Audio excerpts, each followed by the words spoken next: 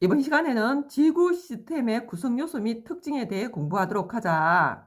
먼저 태양계와 지구 시스템인데, 태양계라 하면 태양과 행성, 위성, 소행성 등의 천체로 구성되어 있고, 그 구성 천체들의 중력으로 유지되는 역학적 시스템을 태양계라 하며, 그럼 이 중 지구 시스템이라 하면 지구를 구성하는 직권, 수권, 생물권, 외권이 서로 영향을 주고받으며 이루어진 시스템을 지구 시스템이라 한다. 자, 이때 태양계의 모든 행성 중 유일하게 지구에서는 생물이 존재해서 생물권이 있게 되는데, 자, 그렇다면 지구의 생명체 존재가 가능한 이유는 뭔지 살펴보고 넘어가기로 하자. 자, 가장 중요한 이유가 뭐냐면 지구는 생명 가능 지대에 위치하고 있다. 자, 생명 가능 지대라 하면 액체 상태에 물이 존재하는 영역을 생명 가능 지대라 하고, 자, 이 물은 생명체의 탄생과 진화에 아주 중요한 역할을 하기 때문에 물이 존재해야 생명체가 존재 가능하다는 거지. 됐나? 자, 그 외에 지구에 생명체가 존재 가능한 이유는 태양과 일정한 거리를 유지하고 있음으로써 안정적 에너지 공급이 가능하고, 그리고 지구는 적절한 두께와 성분의 대기를 갖고 있어서 일정한 온도 유지가 가능하며, 그리고 또 지구는 지구 자기장이 형성되어 있어서 태양풍과 우주선을 차단해서 생명체가 살아갈 수 있다는 거지.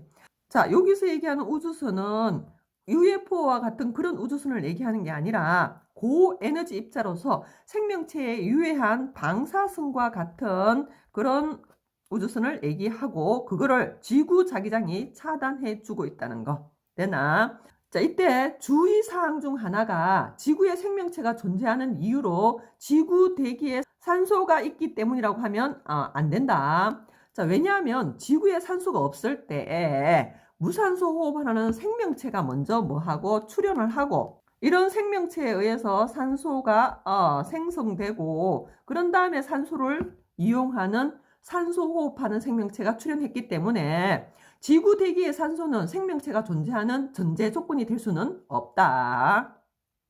자, 이렇게 해서 지구에 생명체가 존재 가능한 이유 4가지를 봤고, 이 중 가장 중요한 것은 생명 가능 지대가 되기 위해서는 액체 상태의 물이 존재해야 한다고 했다. 지금부터는 지구 시스템을 구성하는 직권, 수권, 기권 각 영역의 특징에 대해 살펴보기로 하자. 자, 먼저 직권이고, 직권이라 하면 지구 표면과 지구 내부를 포함해서 얘기하고 있고, 자, 지구 내부는 깊이 약 6,400km 정도 된다는 사실은 기억을 해주고, 자, 이 직권은 생물체에게 서식 공간과 물질을 제공하고 있으며, 수륙 분포는 대기와 해수의 순환에도 당연히 영향을 주고 있다.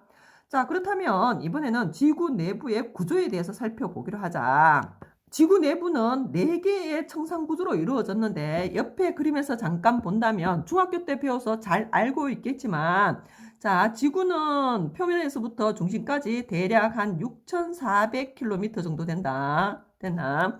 자, 그러면서 지구의 맨 바깥쪽 껍데기 부분을 뭐라고 하고? 지각이라 하고, 그 안쪽을 멘틀이라 하며, 멘틀 아래쪽을 핵이라 하는데, 바깥쪽 핵을 외핵이라 하고, 맨 안쪽 핵을 뭐라고 한다고? 내핵이라 한다. 요렇게 4개의 영역으로 되어 있는데, 상태부터 어떤 상태로 존재하는지부터 확인하고 간다면, 자, 지각도 고체 상태고, 멘틀도 고체 상태고, 내핵도 고체 상태인데, 외핵만 어떤 상태라는 거, 액체 상태라는 걸 기억하고, 각 영역의 특징을 좀 더 자세히 살펴보기로 하자. 자, 먼저 지각부터 살펴본다면, 지각은 고체 상태라고 얘기를 했었다. 자, 이 지각은 단단한 암석으로 되어 있으며 규산염 물질로 이루어져 있다. 자, 이러할 때 지각은 대륙지각과 해양지각으로 구분되는데, 그때 두께는 대륙지각이었다고 더 두껍고 밀도는 해양지각이 더 크다. 그래서 만약 대륙지각과 해양지각이 만나게 된다면 밀도가 큰 해양지각이 대륙지각 아래로 들어가게 된다는 사실도 기억을 해 주시고, 자, 두 번째 멘틀로 넘어가 보자. 자, 멘틀 역시 어떤 상태라고? 고체 상태이고, 지구 내부의 거의 80%를 멘틀이 차지하고 있고, 그러다 보니 가장 큰 부피를 멘틀이 차지하고 있으며, 그리고 멘틀은 고체 상태이긴 하나 유동성 고체로서 이 멘틀이 움직이고 있다는 거지. 됐나? 그래서 멘틀에 뭐가 일어난다고? 대류가 일어나게 되고 이 멘틀의 대류에서 지각 변동이라든지 대륙의 이동 이런 현상들이 일어나게 된다. 됐나? 자, 그 다음 멘틀 아래쪽은 외핵이고 외핵은 유일하게 액체 상태였다. 외핵의 성분은 대부분 철과 니켈로 구성되어 있으며 이 철과 니켈에 역시 여기에도 뭐가 일어나고 있다고? 대류가 일어나고 있고 이 대류에 의해서 지구 자기장이 형성되고 그 지구 자기장이 생명체계에 유해한 태양풍이라든지 우주선을 차단해 줌으로써 우리가 잘 살아가고 있다는 사실까지 기억을 하자. 자, 외핵 안쪽을 내핵이라 하고 내핵은 다시 고체 상태였다. 자, 이 내핵은 지구 가장 중심부인 만큼 온도와 압력이 가장 어떠하다. 내핵에서 가장 높다는 사실. 일반적으로 지구 내부로 들어갈수록 온도 압력이 높아진다. 자, 이번에는 기권에 대해서 공부해보자. 기권은 지구를 둘러싸고 있는 대기층을 기권이라 하고 지표에서 1000km 상공까지가 기권이다. 자, 이때 기권을 구성하고 있는 주 성분에는 누가 있냐면 N2가 가장 많고 그 다음은 O2 산소이고 그 다음은 이산화탄소가 아니라 아르곤이고 아르곤 다음으로 이산화탄소가 많다. 되나?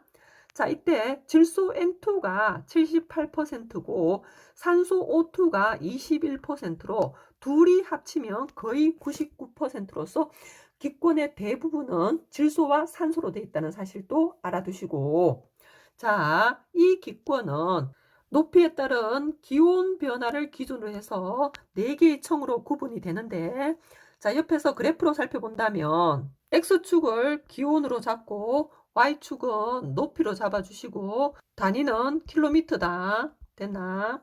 자, 이러할 때 여기가 지표면이지, 그치? 지표고 위로 올라갈수록 온도 변화가 어떻게 되는지 보니까 온도가 낮아지다가 다시 높아지다가 다시 낮아지다가 또 어떻게 된다고?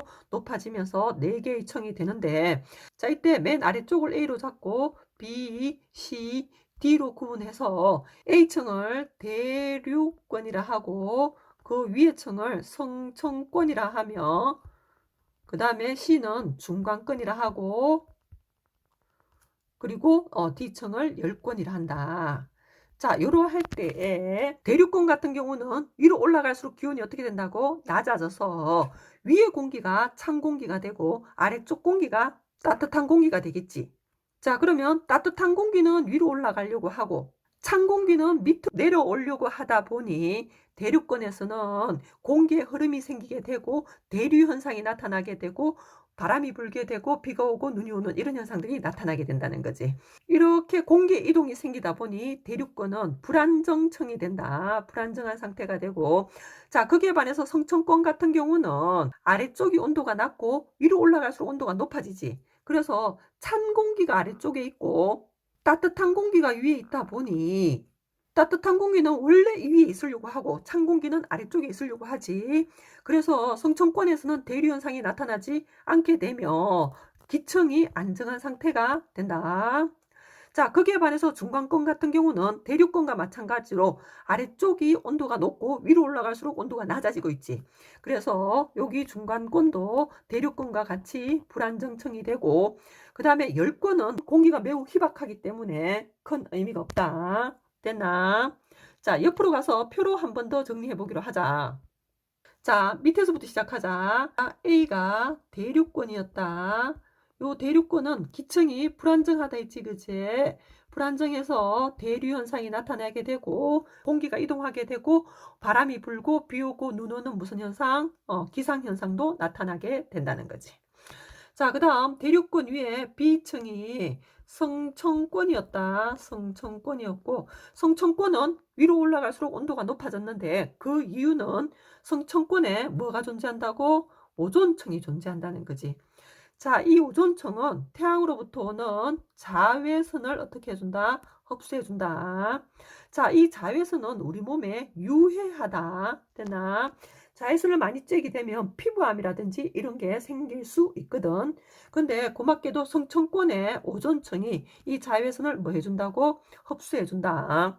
자, 근데 요즘 계속 오존층의 두께가 얇아지고 있지. 그래서 문제야. 심각한 문제야. 됐나?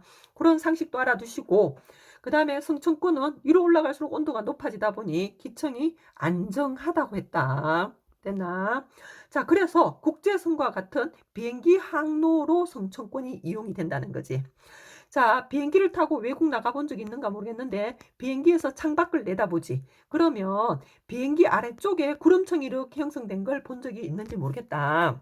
자, 이렇게 되는 이유는 구름은 기상현상으로서 대륙권에서 나타나는 현상이고 그 다음에 비행기 항로로는 성층권을 이용하기 때문에 비행기에서 창밖을 내다보면 비행기 아래쪽에 구름이 있게 된다는 거지. 되나? 자, 그럼 C로 올라가 보자. C는 중간권이었다, 그지? 이 중간권은 대륙권과 마찬가지로 불안정하고 대류 현상이 나타난다고 했다.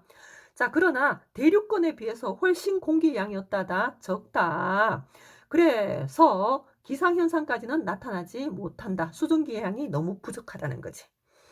자, 그 다음에 중간권에서 나타나는 현상 중에 하나 유성이 있다. 유성. 일명 별똥별. 됐나?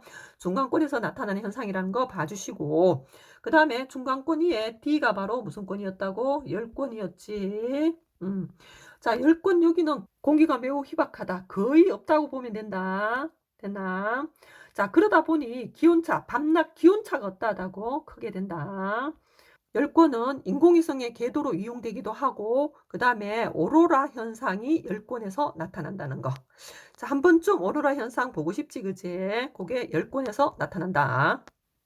자, 이렇게 기권을 4개의 층으로 분리해서 각각의 특징을 살펴봤고 그 다음에 기권은 무슨 효과? 온실 효과를 일으켜서 지구를 보온해주는 기능을 담당하고 있으며 그리고 우주에서 지구로 유입되는 물질을 차단해주는 일도 하고 있다.